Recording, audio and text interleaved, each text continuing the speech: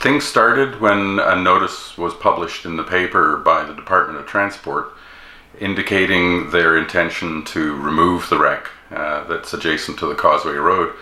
The vessel was called Old Veteran when it was lost in 1937. It only had that name briefly. Originally it was called the Dartmouth, and it was one of the ferries serving in the Halifax-Dartmouth ferry service. In fact, it was the longest serving ferry in the history of the ferry service. It went into service just after it was built. It was newly commissioned for the ferry service, built in Yarmouth, and arrived on Halifax Harbour in 1888 and began service as one of the two main ferries that were plying the harbour at that time. It served shuttling back and forth across the harbour for 47 years before it was at that point an old and tired vessel, and was retired and sold off for scrap, where it went to a wrecking yard in Dartmouth and was stripped down to its deck. And that would appear to have been the end of the old Dartmouth. By that point it had been renamed Old Veteran because there was a new ferry that the Ferry Commission wanted to name Dartmouth, and they couldn't have two ferries with the same name, so the original Dartmouth became Old Veteran because of its long history of service in the ferry service. So after it was stripped down to its deck, it apparently was sold off and was acquired by the Nova Scotia Sand and Gravel Company. It was being used as a sand barge.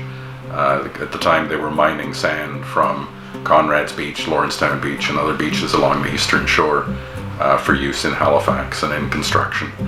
And Old Veteran got stranded at Hawkins Head in October of 1937 and was declared a total loss at that point. It was all built without metal fastenings. There's no nails or screws in it. It's all put together with wooden pegs like dowels that were called tree nails or trunnels. So in addition to the hull planking and the frames that are there and the ceiling, which is the layer of planks inside the frames on a large wooden vessel, the wreckage itself has a number of large iron bars on the inside of the frames, which appear to be reinforcing. And wooden sailing vessels at the time would be built largely entirely of wood, without even metal fastenings, nails or screws. And these iron bars that are in this wreckage are unusual. Yeah, the ferry Dartmouth, as a side wheel steamer, would have had a steam engine in the middle of the vessel run by coal, and driving those two big paddle wheels as it went back and forth across the harbour. It was a large vessel. It was 136 feet long, so it's about 20 feet longer than Bluenose, if people have been on board Bluenose to get a sense of it. Twice the size of the modern ferries that are plying back and forth the harbour. It had a passageway down the centre for horses and carriages to go in that were shuttling back and forth, and cabins for the people on either side. It's one of the very few vessels that was in the middle of the harbour at the moment of the Halifax explosion and survived the explosion. So she was in mid-harbour making a regular crossing at the moment of the explosion, and suffered some minor damage to the vessel. All of the glass windows were blown in. She completed her trip across to the Halifax side, and all of the wounded passengers and crew were taken off.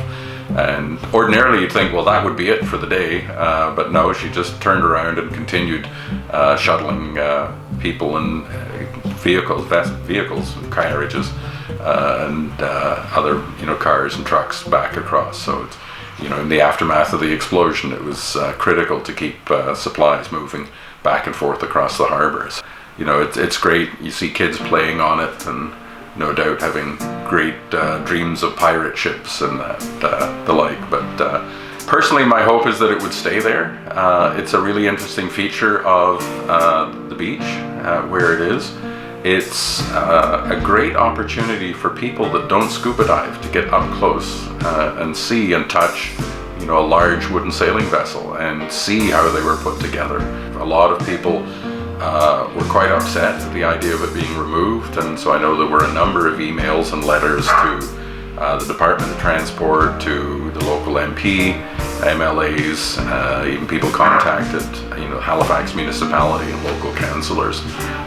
So it was made very clear by a lot of people that they wanted it to remain, and so those many voices, it's the old many hands making light work. It seems to have swung the tide in the other direction. And currently the thinking of Department of Transport is that they're going to consult further with the community, but the plans are to leave it in place for now.